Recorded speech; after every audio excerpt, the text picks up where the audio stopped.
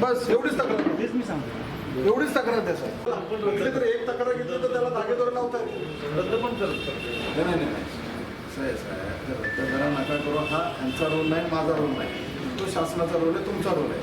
आत्ताच्या नाही एक मिनिट चला. ते कागद बोगस आहेत कसे आहे तो विषय सोडून द्या. तुम्ही त्या सुरेश यादवला पेपर दिला. एवढं काय करू शकता ना तुम्ही? चौकशी करून कारवाई करावी. बोगस पण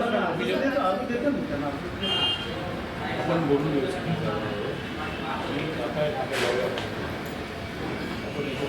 ते तुमच्या समक्ष महाराष्ट्र शासनाच्या वतीने आपण रूम वाटप करत असताना एवढे बोगस पेपर सापडले. हां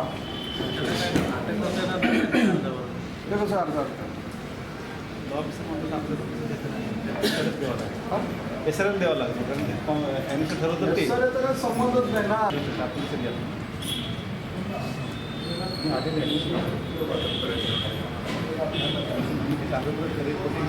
त्यांचं आहे आपलं नाही. ते कसे येणार? आत्ता प्रथम दर्शनी तक्रार कोणत्याने केली पाहिजे ना. त्यांनी म्हणलं अर्ज देता येईल की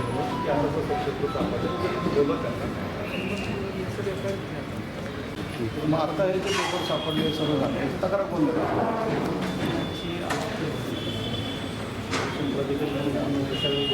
पडलेले आहेत.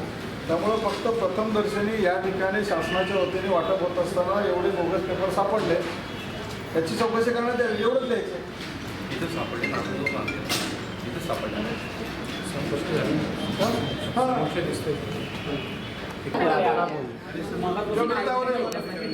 दीदी हाँ मुँह बंद कर दीजिए. जो मिलता हो ले लो. चाबी ले लो. ठीक है बस. को बुला रहे बोल. आज क्यों नहीं दिया? अब दो आता देऊन ते कुठलाही रूम घ्यायला तयार आहेत. तुमच्याकडे जे शिल्लक आहे हाँ मैं एग्री हूँ ना. वही बोले मैं एग्री हूँ. ये चाबी कोई भी दे दो ना. मैं हाँ बोल रही हूँ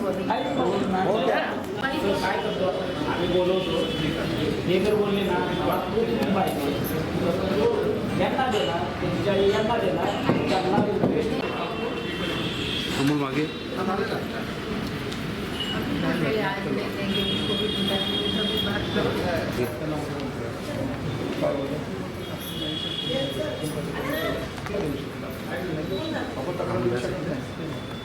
मामा आज या ठिकाणी चावी वाटपाचा कार्यक्रम आयोजित करण्यात आलेला आहे. नेमकी काय या ठिकाणी घटना घडलेली आहे? त्या ठिकाणी महाराष्ट्र शासनाच्या वतीने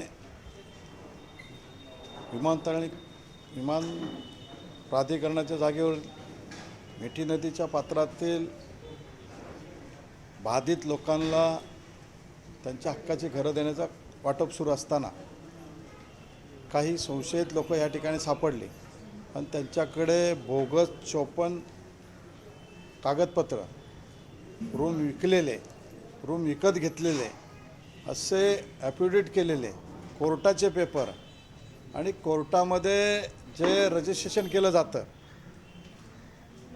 नोटरी केली जाते, त्या नोटरीचं रजिस्ट्रेशनसुद्धा इथं घेऊन आले होते. अशा पद्धतीने 8 आरोपी या ठिकाणी सापडले. त्या टोळीचा मोरख्या तो या ठिकाणी सापडला आणि सर्व 54 पेपर्स हे पोलिसांच्या समोर MMRDचे अधिकारी आदरणीय रोकडे साहेब यांच्या समक्ष पोलिसांकडे जमा झालेले आहेत. मामा याआधी देखील चावी वाटपाचे कार्यक्रम झालेले आहेत.